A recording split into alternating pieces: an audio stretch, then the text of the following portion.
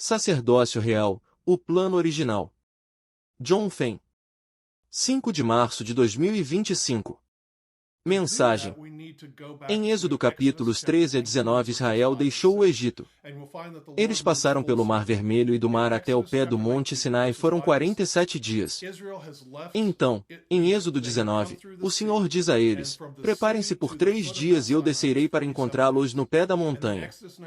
E é o 50º dia após a libertação deles vindo pelo mar. É chamado de dia de Pentecostes. É quando Deus desce na montanha e dá sua palavra, e foi o primeiro dia original de Pentecostes. Todos os outros Pentecostes depois desse celebraram isso e aguardaram ansiosamente a entrega do Espírito Santo à humanidade. Então, em Êxodo capítulo 19, 5 e 6, o Senhor lhe diz por que ele os trouxe para lá. E ele diz: se vocês guardarem minha aliança, vocês serão um particular que é uma nação única entre as nações. Por isso ele diz: vocês serão um reino de sacerdotes para mim acima de todas as outras nações. O que Deus está estabelecendo é isto. A Israel e eles têm os oráculos de Deus.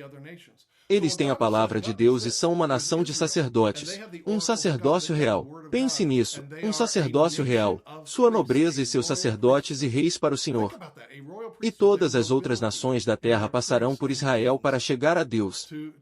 Esse era o plano original do Antigo Testamento ali, que eles seriam um reino de sacerdotes, diz Êxodo capítulo 19, versículos 5 e 6. Mas no capítulo seguinte, quando Deus realmente desce na montanha e eles veem todos os trovões e os relâmpagos e tudo mais, eles dizem a Moisés em Êxodo capítulo 20, versículos 18 a 20, você fala com Deus por nós, então fala conosco. Não deixe Deus falar diretamente conosco, para que não morramos. E esse é o ponto. Eles rejeitam seu sacerdócio. Eles dizem que não queremos ser um reino de sacerdotes.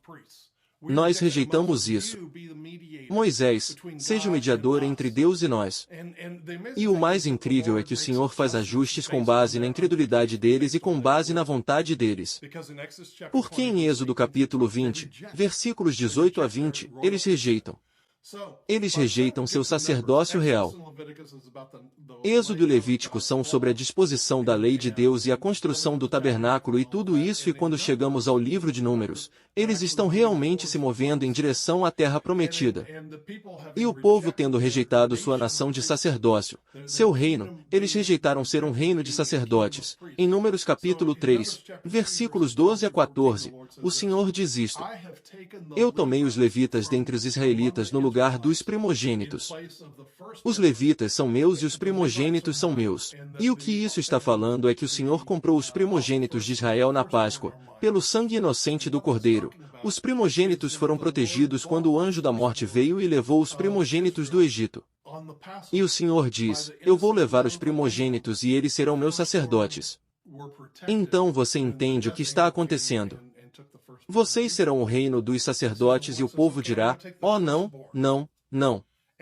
E, em Números capítulo 3, versículos 12 a 14, o Senhor diz: certo, eu vou pegar os primogênitos do Egito porque eles são meus. E quando você chega em Números 8, o povo diz: eu não vou abrir mão do meu primogênito, do meu filho primogênito para servir no tabernáculo.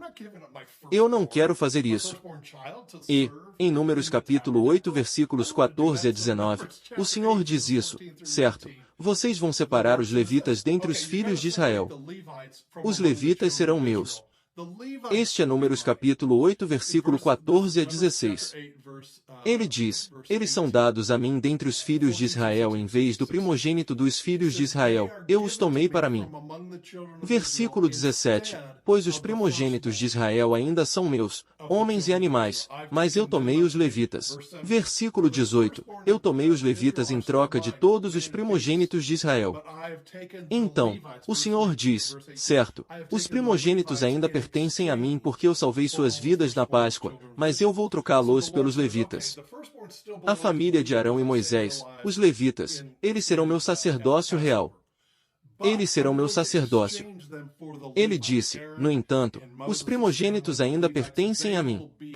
Então, se você quiser comprá-los de volta, você tem que fazer uma oferta e você pode dar seu primogênito para trabalhar através do serviço do tabernáculo ou você pode ficar com eles. De uma forma ou de outra, Um sacrifício tem que ser feito pelo primogênito. One way or the other, a sacrifice has to be made for the firstborn. This is why Joseph and Mary were in the temple. É por isso que José e Maria estavam no templo depois do nascimento de Jesus. Eles o estavam dedicando ao Senhor, mas estavam dando uma oferta, porque não queriam que ele fosse criado no templo. Então eles deram uma oferta para que pudessem criar Jesus. É por isso que Ana, em 1 de Samuel capítulo 1, estava orando e disse: se o Senhor me conceder que eu possa ter um filho, eu o dedicarei ao Senhor. E é por isso que quando ele foi desmamado, Ana deu seu primogênito.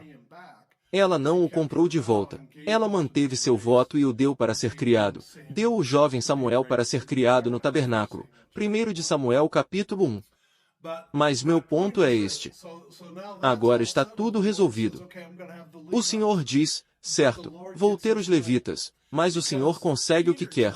Porque Pedro nos diz no Novo Testamento, 1 de Pedro capítulo 2, versículo 9. Vocês são uma geração escolhida, um sacerdócio real. Então o que o Senhor realizou em Cristo? Ele tem um povo agora que é o corpo de Cristo, mas mais do que isso, somos um sacerdócio real. 1 de Pedro capítulo 2, versículo 9, e também Apocalipse capítulo 1, versículo 6 e Apocalipse capítulo 5, versículo 10, diz que fomos feitos reis e sacerdotes e um reino de sacerdotes. De fato, o grego de Apocalipse 1:6 diz isso, e nos formou em um reino de sacerdotes. Somos sacerdotes do reino no grego. Então, o Senhor completou o círculo. Ele conseguiu o que queria. Ele agora tem uma nação que é um reino de sacerdotes e que é o corpo de Cristo. Somos você e eu. Vocês são um sacerdócio real. Quando você está deprimido e está olhando para suas imperfeições e pensando, oh não, eu estou no corpo de Cristo, eu sou a noiva de Cristo? Você não sabe o que eu fiz desde que conheci o Senhor. E sim, Ele me perdoou, mas eu duvido da minha salvação ou me pergunto qual é o chamado de Deus na minha vida. Pare com isso. Seu chamado de Deus é que agora você faz parte de um reino de sacerdotes. Você é um sacerdócio do reino. E está chegando um tempo nesses 1000 anos em que governaremos a terra, você entrará no serviço governamental.